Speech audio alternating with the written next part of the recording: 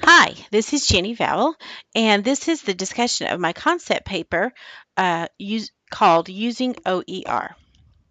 What is OER? It is Open Educational Resources, and it is defined as teaching and learning and research resources that reside in the public domain or have been released under intellectual property rights. And they are for commercial purposes or collaborating with others. That was by Plotkin in 2010. More recently, in 2014, Wiley, Bliss, and McEwen assert that OER materials carry a Creative Commons license or are residing in the public domain and do not carry any copyright restrictions. What is the problem with OER? The problem this study attempts to investigate is the use of open educational resources at the elementary and secondary level in public schools. This paper will discuss a complete definition of OER resources and criterion, as well as a lack of research to demonstrate teachers' competencies to leverage OER in the abridged literature review and further research. The concept of using OER frequently occurs in the post-secondary level. For example, OpenStax has numerous textbooks for college courses online. More recently as October 2016, the United States Department of Education, through the Go Open initiative and the Future Ready Schools, is encouraging public schools to leverage OER as tools to bridge the digital divide and bring current information and knowledge to the students in the public school classrooms. No longer must they wait for textbooks. In the K 12 public school setting, there is a need to establish teachers' ability to create, develop, and cultivate educational materials gleaned from OER. According to Davis and West, just because students have access to learning technologies and just because teachers have access to learning technologies does not mean that they are used effectively and appropriately in the classroom.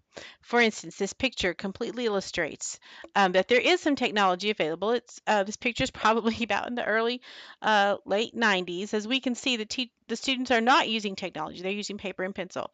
This is what we want to investigate as to why. In the public school setting, Kimmons also suggests that there is a lack of research on the literacies and competencies that teachers need to make effective use of technological resources in the elementary and secondary public school classroom. The focus of the investigation will be in the content area of social studies. The reason social studies is because it is in every grade level K through 12, and the research will take that into consideration as well. Why not choose other content areas? Well, also, Millman and Bondi in 2015 asked the question, what is the frequency of using primary sources in the provision of the curriculum? And they found three barriers to implementation. Teachers' perceptions that the materials required more time to acquire, the emphasis on teaching to the state standards, and limited instructional time.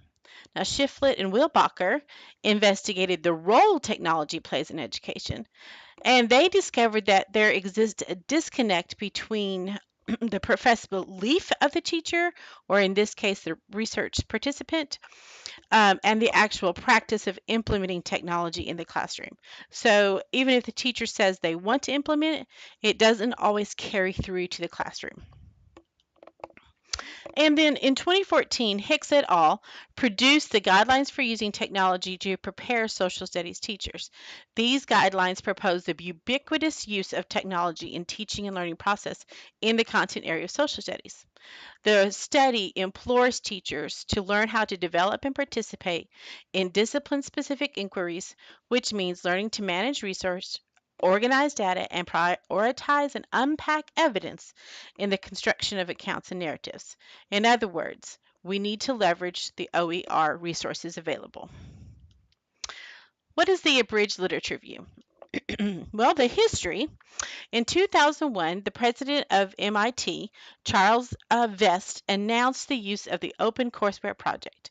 The intention of this project was for anyone to reuse or improve or repurpose the educational materials at absolutely no cost. Now, what were the educational materials that he had open to everyone to use? Well, it was the absolute course materials in the 1800 classes that are offered at MIT. He said that the knowledge should be out there to share, and everyone can use it, and then we can develop on what we have out there to go further and faster.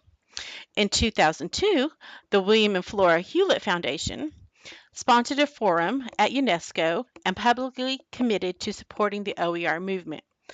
So the complete paradigm shift of the President Charles Vest, as well as the support of the Hewlett Foundation, provided funding for the early work, and then, as you might want to say, lit a fire under sharing the world's knowledge. That was the point of OER at the time. Now, since then, there has been criteria that has been established for what exactly is open educational resources. And they're referred to as the 4 R's. And here are the definitions and examples. The object must be able to be reused. It has to be in its unaltered and verbatim form. Like, for instance, make a copy on a flash drive. Revise the object. The people have the right to adapt, adjust, modify, or alter the content. For instance, translating something from English into Spanish. Remix, the right to use original part of the work or the object and incorporate it into something new. For instance, it's very popular now to have songs, mini songs in a mashup. And lastly, redistribute, the right to share copies of the original content, the revisions, or the remixes with other people. So share, give away the content for the other educator. What is the research question? Question number 1, what role does technology play in the delivery of social studies curriculum for teachers in primary, elementary, and secondary public schools in Georgia?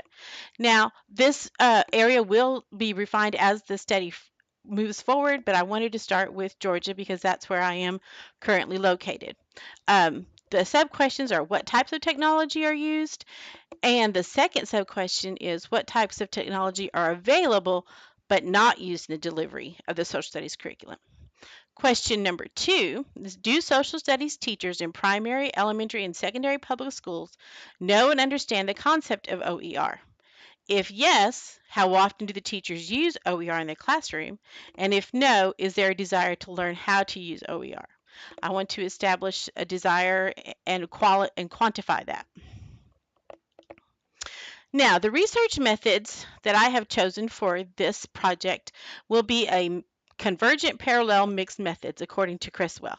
Shiflett and Wilbacher refer to this as the quan-qual mixed methods design. The researcher will gather qualitative and quantitative data, which includes but is not limited to participant surveys, observation, document analysis of lesson plans and pacing guides, state curriculum standards, and interviews with the selected participants. We will be gathering both qualitative and quantitative data for this research. The next question is, why is OER important? And I want to take a look at these pictures. This first picture is actually a flock of flamingos, a huge, massive amount of flamingos. If you look at it from upon a first glance, you might think it's people raising their arms. It's actually flamingos. Secondly, this right here is a picture of a church, of the arches, of beautiful work that was done. In churches, it has historical significance. Secondly, this is a crack in a glacier that often planes fly through.